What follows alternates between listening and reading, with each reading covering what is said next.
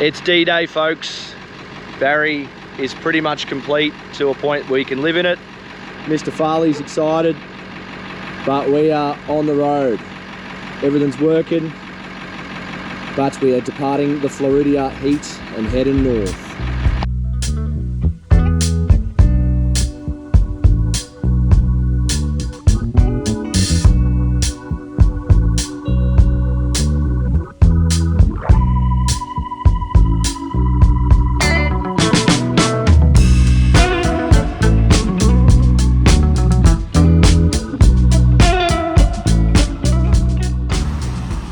Morning all.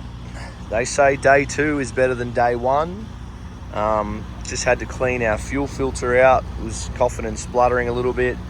And then when I started the bus up just before, we had a small little incident where a bit of residual oil under the block, because it's got a bit of an oil leak, caught on fire. So we're a bit stressed at the minute. We're going to try and sort this out, give everything a clean up, start the bus, run it in the car park for a little bit and see what happens. But yeah, a bit stressful this morning, but we'll get this fixed, get back on the road and hopefully make it to North Carolina in one piece, and then we've got a workshop we can really clean everything up and have a good look.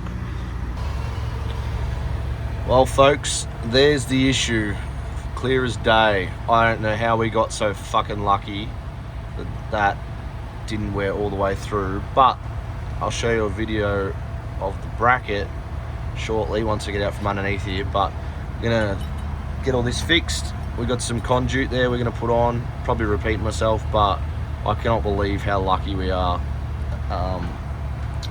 Yeah, when I started playing with the clamp, it was fucking arcing and stuff, so I turned the isolator off.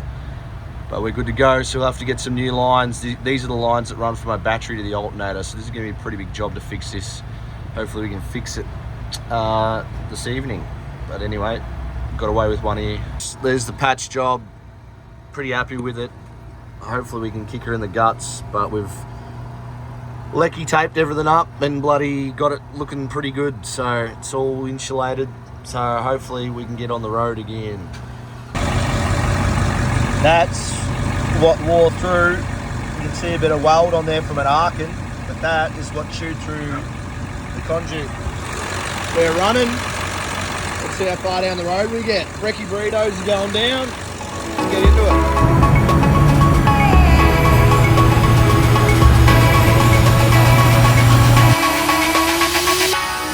Well, today was meant to be a chill day of no filming and running a few errands, but we have spat a belt and overheated. So we're gonna let this cool down, see if we can get that belt back on somehow, and then get home. We're only bloody 15 minutes from the Oz Ranch, so good news is got a few bike bits and a few bits of gear, so if we get home tonight we might do a bit of riding.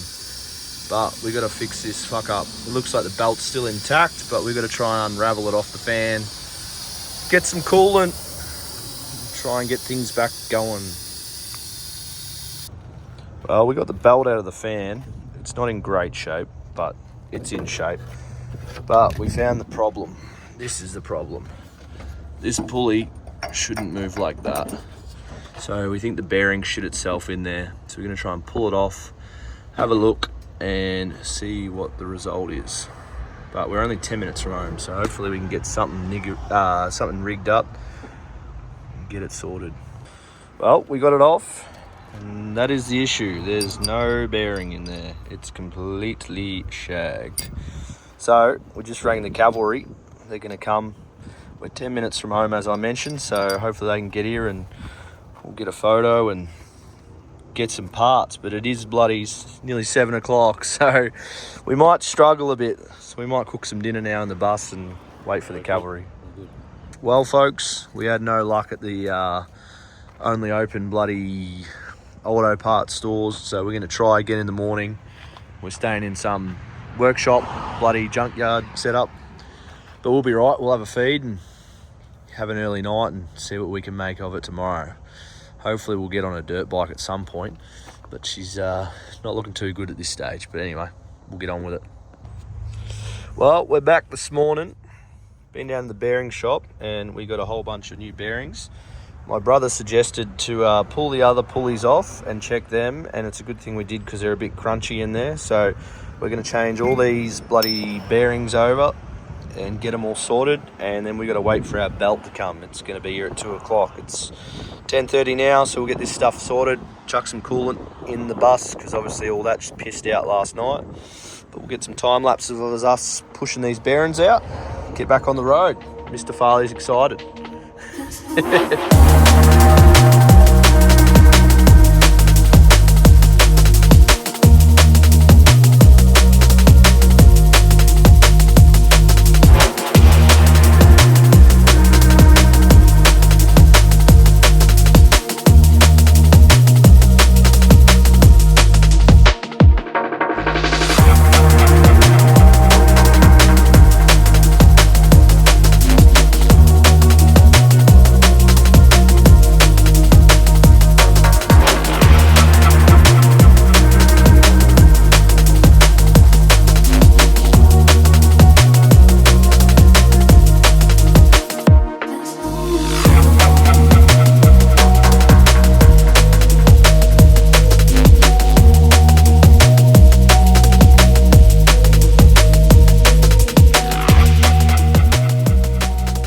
Pulleys are back on, as you probably just saw time lapse of, but we're just waiting for this belt to turn up. Obviously we changed the bearings on all the pulleys that we could get access to. The other ones are not on bearings anyway, so it doesn't matter, but that should alleviate the issue. But we're gonna have some lunch. Obviously the radiator's full of fresh coolant, and then this pulley will turn, this belt will turn up, and then we'll fucking get it fitted and bloody kick her in the guts and hopefully be good to go. Well, the day has come, ladies and gents. We have the belts. Let's get this mongrel on, get out of here.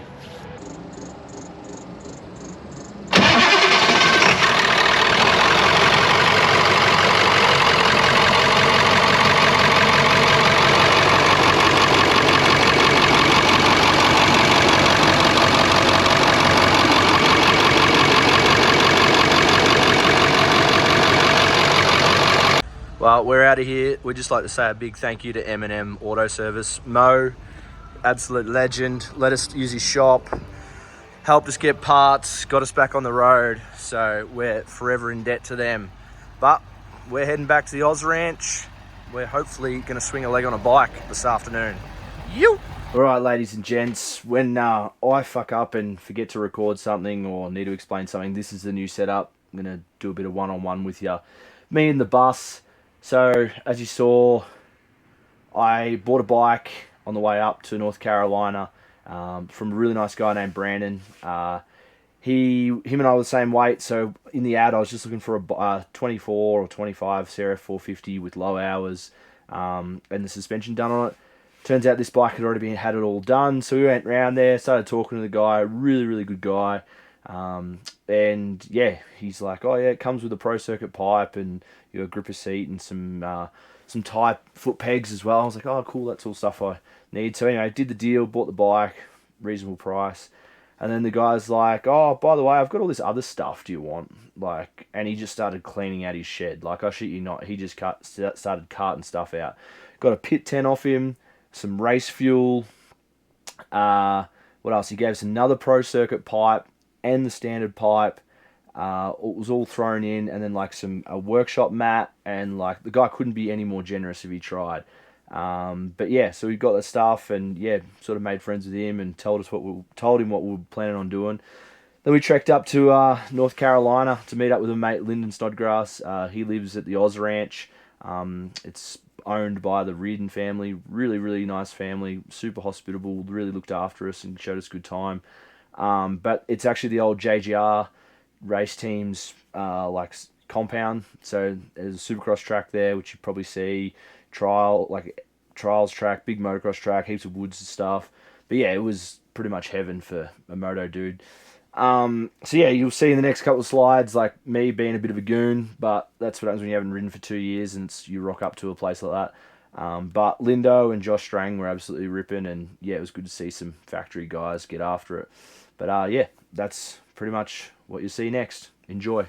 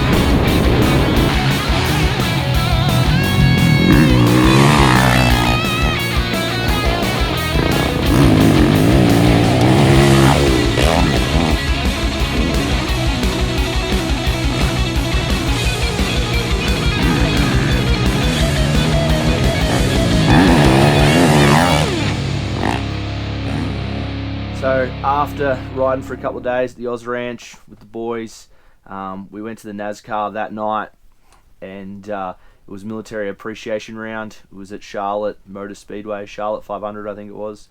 And yeah, we were only going to stay for an hour or two and just watch the start, hopefully see some crashes. But the atmosphere was that electric, we ended up staying for the whole race. Just the sound and everything going on was pretty cool. You wouldn't think making a left turn is that exciting, but it was pretty cool. And then the following day, we packed our shit up, and on our way out, leaving, we stopped in at the Joe Gibbs Racing Museum, checked that out, and you'll probably see that in the next couple of slides. And yeah, it was pretty cool.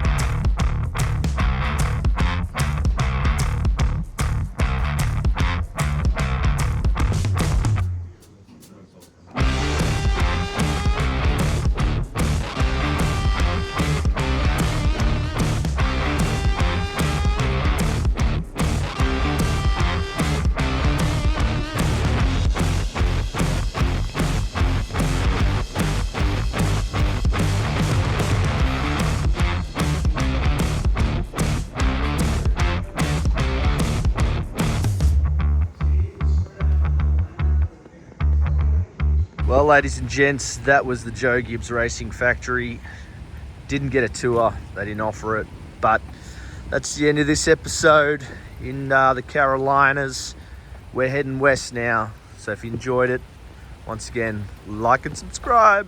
See you on the road.